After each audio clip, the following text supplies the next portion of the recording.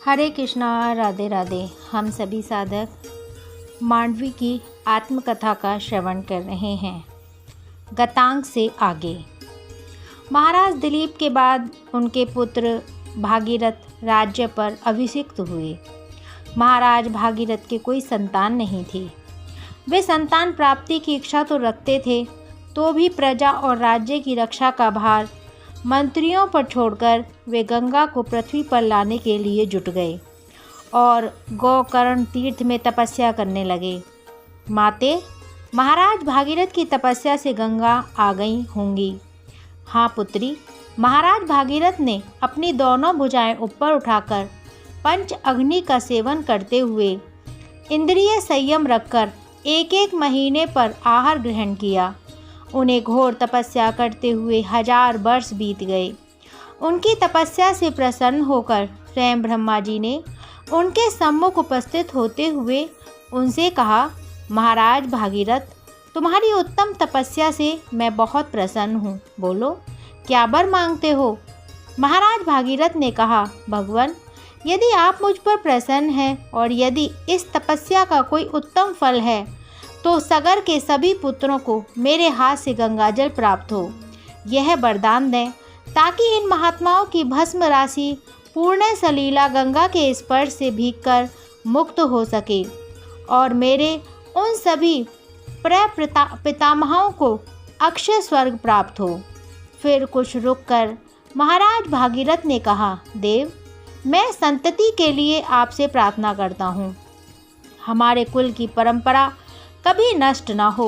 राजा भागीरथ के ऐसा कहने पर पितामह ब्रह्मा ने कहा, इक्ष्वाकु वंश की वृद्धि करने वाले हे महारथी भागीरथ, तुम्हारा कल्याण हो। तुम्हारा यह महान मनोरथ इस रूप में पूर्ण हो। मैं तुम्हारे सामने हिमालय की ज्येष्ठ पुत्री हेमवती गंगा को प्रस्तुत करता हूँ, लेकिन उनका प्रबल तेज और प्रवाह साधारण पृथ्वीवासियों से नियंत्रित नहीं हो पाएगा। अतः उनको धारण करने के लिए तुम भगवान शंकर की आराधना करो। मैं समझता हूँ गंगा का वेग यह पृथ्वी नहीं सह सकेगी और त्रिशूलधारी भगवान शंकर के बिना और कोई इसे धारण नहीं कर सकेगा। माता सुलक्षणा की यह बात सुनकर मांडवी ने प्रश्नाकुल होकर पूछा, माँ, भगवान शंकर गंगा का वेग कैसे सहने में सक्षम थे? पुत्री, जो भगवान शंकर समुद्र मंथन में निकले विष को देवताओं की रक्षा के लिए अपने कंठ में धारण करके नीलकंठ कहलाए, वे पृथ्वी की रक्षा के लिए क्या गंगा के वेग को नहीं रोक पाते? तो फिर क्या भगवान शिव ने भागीरथ की प्रार्थना स्वीकार की? पुत्री, स्वयं ब्रह्मा ने भगवती गंगा से यह अनुरोध किया कि वे भागीरथ पर अनुग्रह करें और गंगा ने उनका अनुरोध स्वीकार कर लिया। यह कहकर स्वयं ब्रह्मा तो देवताओं और मरुतगणों के साथ स्वर्गलोक को चले गए और भागीरथ पृथ्वी पर केवल अंगूठे के अग्रभाग को टिकाए हुए 1 वर्ष तक भगवान शंकर की उपासना में लगे रहे। वर्ष पूरा होने पर स्वर्गलोक द्वारा बंदित उमा पल्लव भगवान शिव ने महाराज भागीरथ की तपस्या से प्रसन्न होकर सर्वप्रथम उन्हें अपने दर्शन से कृतार्थ किया और फिर कहा, हे नरश्रेष्ठ, मैं तुम्हारी इस कठोर और निष्ठावान तपस्या से प्रसन्न हूँ। मैं तुम्हारा प्रिय कार्य करने के लिए तत्पर हूँ और तुम्हारा मंतव्य जानता हूँ। अतः तुम्हें आश्वस्त करता हूँ कि हिमालय पुत्री गंगा को अपने मस्तक पर धारण करूँगा। भगवान शिव की स्वीकृति मिलने जाने पर हिमालय की ज्येष्ठ पुत्री गंगा, जिनके चरणों में सारा संसार मस्तक झुकाता है, बहुत बड़ा रूप धारण करके अपने वेग को दुस्सह बनाकर भगवान शंकर के मस्तक पर आ गिरी। उस समय परम दूरदर गंगा ने सोचा था कि मैं अपने प्रवाह के साथ शंकर को लिए लिए पाताल में घुस जाऊंगी। उनके इस अहंकार को जानकर भगवान शिव कुपित हो उठे और उस समय उन्होंने गंगा को अदृश्य कर देने का विचार किया। जब पूर्ण स्वरूपा गंगा भगवान शिव के पवित्र मस्तक पर गिरी तो उस समय उनका वह मस्तक जटा मंडल रूपी गुफा से सुशोभित हिमालय के समान जान पड़ता था, जिस पर गिरकर विशेष प्रयत्न करने पर भी गंगा किसी तरह भी पृथ्वी पर ना जा सकी। भगवान शिव के जटाजाल में उलझकर गंगा वहां से निकलने का मार्ग न पा सकी और बहुत वर्षों तक जटाजूट में ही भटकती रहीं। महाराज कुशध्वज बहुत देर से रानी सुलक्षणा और पुत्रियों की इस कथा गोष्ठी को सुन रहे थे। वे निद्रा में कभी स्वप्न देखते थे और कभी गंगा अवतरण। उन्होंने माता और पुत्रियों के बीच बहुत देर तक व्यवधान न बनने का पूरा प्रयास किया, किंतु रात्रि काफ़ी हो गई थी और प्रातःकाल उन्हें जनकपुर के लिए यात्रा आरंभ करनी थी।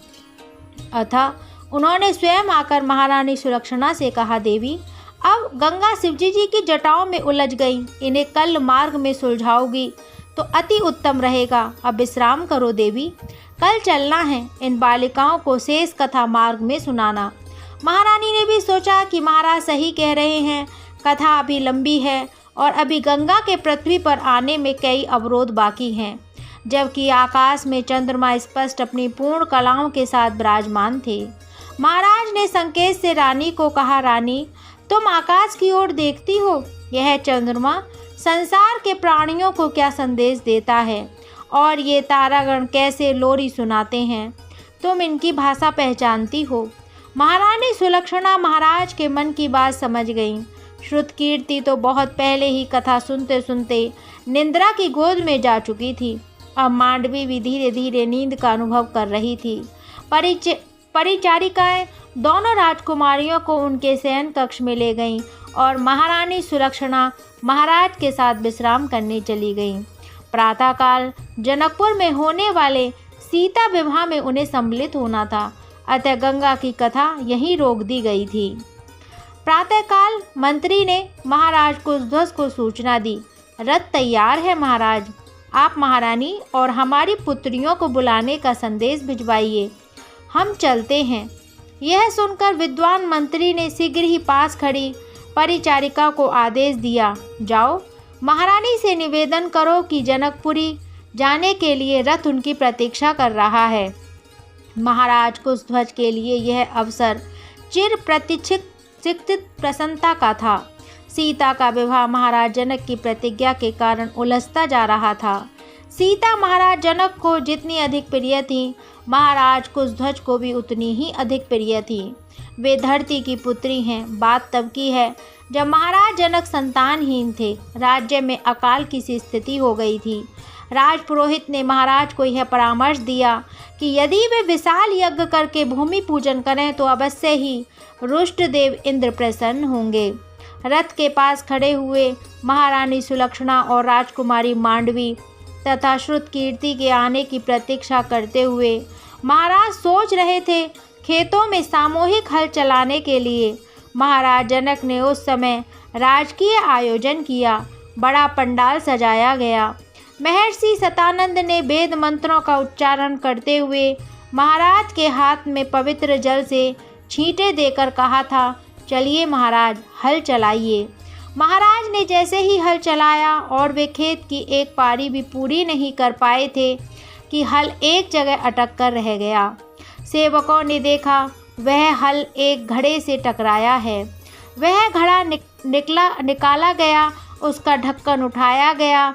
उस दृश्य को देखकर सभी लोग चौंक उठे थे। वहाँ फूलों पर स्वर्ण चादर से लिपटी एक नवजात कन्या लेटी हुई मुस्कुरा रही थी। यह कन्या हल चलाने से प्राप्त हुई थी, अतः इसका नाम सीता रख दिया गया।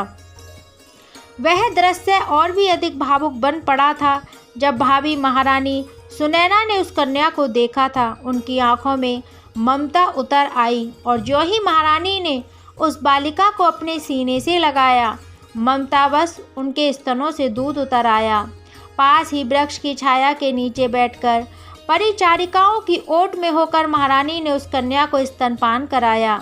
जब महारानी कन्या को दूध पिलाकर महाराज जनक के पास आई और वह कन्या महाराज की गोद में सौंपी, उस समय महाराज जनक स्वयं को भाग्यशाली अनुभव कर रहे थे।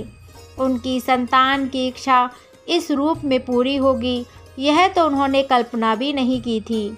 महाराज जनक को हल चलाते हुए एक दिव्य कन्या प्राप्त हुई है, यह समाचार जब नगरवासियों को प्राप्त हुआ तो सब ओर से बधाइयाँ मिलने लगीं।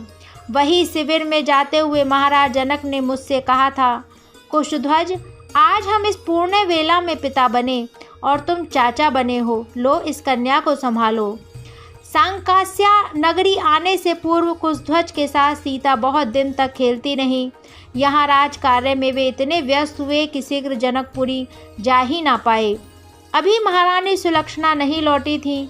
समय बीत रहा था। महाराज कुशध्वज व्यग्रता से महारानी की प्रतीक्षा कर रहे थे।